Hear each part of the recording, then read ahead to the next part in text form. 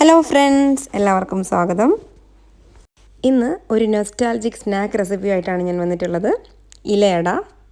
ഇതൊരു ഈവനിങ് സ്നാക്കായിട്ടും അല്ലെങ്കിൽ ബ്രേക്ക്ഫാസ്റ്റും ആയിട്ടും ഒക്കെ കഴിക്കാൻ പറ്റുന്ന ഒരു റെസിപ്പിയാണ്.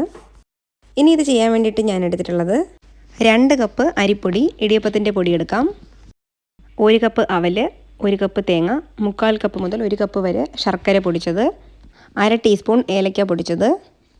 ഇനി മാവ് കുഴച്ചെടുക്കാൻ ആവശ്യത്തിന് ഉപ്പും കൂടി വേണം. ആദ്യം ഈ മാവിലേക്ക് ആവശ്യത്തിന് ഉപ്പും നന്നായിട്ട് തിളച്ച വെള്ളവും ചേർത്ത് ഇടിയപ്പത്തിനൊക്കെ നമ്മൾ കുഴയ്ക്കുന്ന പോലെ കുഴച്ചെടുക്കാം. ഞാനിവിടെ ഏകദേശം ഒരു 1.25 കപ്പ് വെള്ളം ചേർത്തിട്ടാണ് ഇത് കുഴച്ചെടുത്തത്. വെള്ളം കൂടി പോവാതെ കുറേശ്ശെ വെള്ളം ചേർത്ത് കുഴച്ചെടുക്കാം. ഇപ്പോൾ നമ്മുടെ മാവ് ഇവിടെ റെഡി ആയിട്ടുണ്ട്. ഇനി നമുക്ക് ഇലയടയ്ക്ക് വേണ്ടിയിട്ടുള്ള ഫില്ലിങ് തയ്യാറാക്കാം. അതിന് വേണ്ടിയിട്ട് ഒരു ബൗളിലേക്ക് 1 കപ്പ് തേങ്ങ ചേർത്ത് കൊടുക്കാം. ഇനി ഇതിലേക്ക് 3/4 കപ്പ് പൊടിച്ച ശർക്കര ചേർത്ത് കൊടുക്കാം. ശർക്കര നമ്മുടെ മധുരത്തിനനുസരിച്ച് 3/4 കപ്പ് മുതൽ 1 കപ്പ് വരെ എടുക്കാം. ഇനി ഇതിലേക്ക് 1/2 ടീസ്പൂൺ ഏലക്ക പൊടിച്ചതും കൂടി ചേർക്കാം. ഇനി ഈ തേങ്ങയും ശർക്കരയും നന്നായിട്ട് ബ്ലെൻഡായി കിട്ടാൻ വേണ്ടിയിട്ട് ഒരു സ്പൂൺ വെച്ചിട്ടോ അല്ലെങ്കിൽ കൈ വെച്ചിട്ടോ നന്നായിട്ടൊന്ന് മിക്സ് ചെയ്തെടുക്കാം. മിക്സ് ചെയ്തതിന് ശേഷം ഇതിലേക്ക് 1 കപ്പ് അവൽ ചേർത്ത് കൊടുക്കാം. ഇലയടയിൽ നമ്മൾ അവൽ ചേർത്ത് ചെയ്യുമ്പോൾ നല്ലൊരു ടേസ്റ്റാണ്. ഇനി ഇതെല്ലാം കൂടി വീണ്ടും നന്നായിട്ടൊന്ന് മിക്സ് ചെയ്തെടുക്കാം.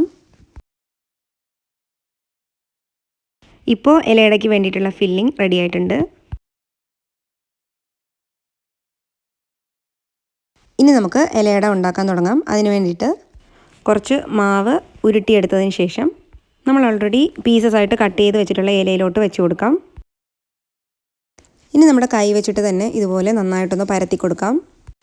മാവ് പരത്തിയെടുക്കുമ്പോൾ നല്ല തിക്കായിട്ട് പരത്താതെ നല്ല നൈസായിട്ട് തന്നെ പരത്തിയെടുക്കാൻ ശ്രദ്ധിക്കണം. ഇടയ്ക്ക് നമ്മൾ കൈ അല്പം വെള്ളത്തിൽ ഡിപ്പ് ചെയ്തതിന് ശേഷം പരത്തുകയാണെങ്കിൽ കുറച്ചും കൂടി എളുപ്പമായിരിക്കും. ഇലയുടെ 4 സൈഡും അല്പം സ്ഥലം മാത്രം വിട്ടിട്ട് ഇതുപോലെ പരത്തിയെടുക്കാം. ഇനി ഇതിലേക്ക് നമ്മൾ ഫില്ലിങ് വെച്ച് കൊടുക്കണം. 1-2 ടേബിൾ സ്പൂൺ തേങ്ങയുടെ മിക്സ് എടുത്ത് ഇതിൻ്റെ സെൻറ്ററിലായിട്ട് ഇങ്ങനെ വെച്ച് കൊടുത്ത ശേഷം ചെറുതായിട്ടൊന്ന് സ്പ്രെഡ് ചെയ്ത് കൊടുക്കാം. ഇനി ഇല ഇതുപോലെ മടക്കി 4 സൈഡും നന്നായിട്ടൊന്ന് പ്രസ് ചെയ്ത് കൊടുക്കാം. ഇനി ഇതുപോലെ തന്നെ ബാക്കിയുള്ള ഇലയുടെയും പരത്തിയെടുക്കാം.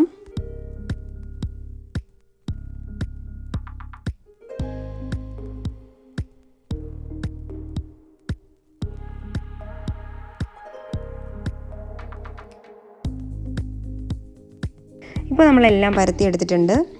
ഇനി ഇത് നന്നായിട്ട് ആവിയിലൊന്ന് വേവിച്ചെടുക്കണം.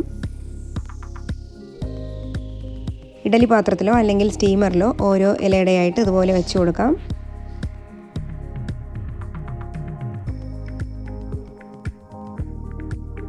ഇനി ഇതൊരു 10-15 മിനിറ്റ് നന്നായിട്ടൊന്ന് വേവിച്ചെടുക്കാം. ഇപ്പോൾ ഇലയട നന്നായിട്ട് കുക്കായിട്ടുണ്ട്. ഇനി നമുക്ക് സ്റ്റവ് ഓഫ് ചെയ്യാം.